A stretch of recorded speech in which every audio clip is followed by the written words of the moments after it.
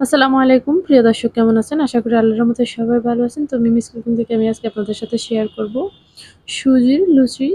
তো আশা করি ভিডিওটি না টেনে পুরো ভিডিওটি দেখবেন, আর দেখার শুরুতে একটা লাইক দিয়ে দিবেন। এখানে নিয়েছি আমি 1 কাপ সুজি, আর 1/3 কাপ পরিমাণ দিয়ে দিচ্ছি ময়দা। আপনারা চাইলে এখানে আটাও দিতে পারেন। আর পরিমাণ মতো দিয়ে দিয়েছি লবণ, আর 2 চা চামচ দিয়ে দিয়েছি চিনি।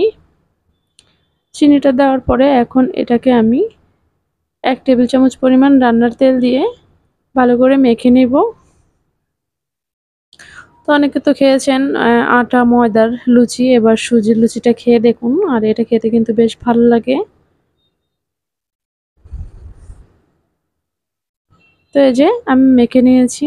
তো এখানে আমি দিয়ে দিব কুসুম গরম পানি, যেভাবে রুটি পিঠার বা পরোটা ডোটা ধরে সেম ওভাবে, ওটার সাথে একটু নরম নিতে হবে, ডোটা একটু নরম রাখতে হবে। কারণ যখন এটা 10 মিনিট রেস্টে রেখে দিব তখন কিন্তু এটা আরও শক্ত হয়ে যাবে। এই যে দেখতে পাচ্ছেন আমি কতটুকু নরম রেখেছি।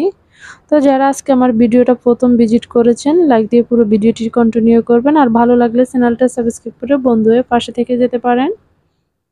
তো এখন এটাকে আমি 10 মিনিটের জন্য ঢেকে রেখে দিব।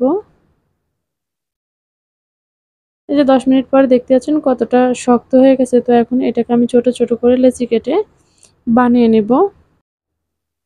তো অল্প সময়ের মধ্যে সহজে এভাবে লুচিগুলো বানিয়ে নিতে পারেন।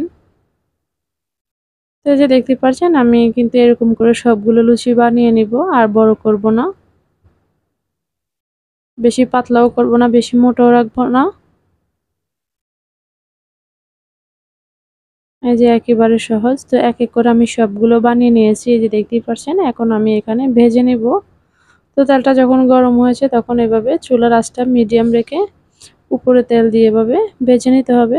তো এক এক করে আমি সবগুলো ভেজে নিয়েছি। তো আপনারা চাইলে এই লুচিগুলো চা দিয়েও খেতে পারেন, এমনকি মাংস, তারপরে আলুর দম, সবজি, ডিম দিয়েও খেতে পারেন, অনেক ভালো লাগবে। তো এই যে দেখুন, যখন এরকম একটা কালার হবে তখন কিন্তু আমি নামিয়ে নেব। আপনারা চাইলে আরেকটু গাঢ় কালারও করতে পারেন বা আরেকটু হালকাও রাখতে পারেন। তো এবার আমি সবগুলো ভেজে নিয়েছি। তো আমার রেসিপিটা আপনাদের কাছে ভালো লাগলে প্লিজ লাইক দিবেন, কমেন্ট করবেন, আর বন্ধুদের মাঝে শেয়ার করে দিবেন। চ্যানেলটা সাবস্ক্রাইব করে অল বাটনে ক্লিক করে রাখবেন, যাতে পরবর্তী ভিডিও ছাড়ার সাথে সাথে আপনাদের কাছে নোটিফিকেশন পৌঁছে যায়। এই যে দেখুন কতটা সুন্দর হয়েছে ফুলকো ফুলকো। তো এতক্ষণ সাথে থাকার জন্য আপনাদেরকে অসংখ্য ধন্যবাদ।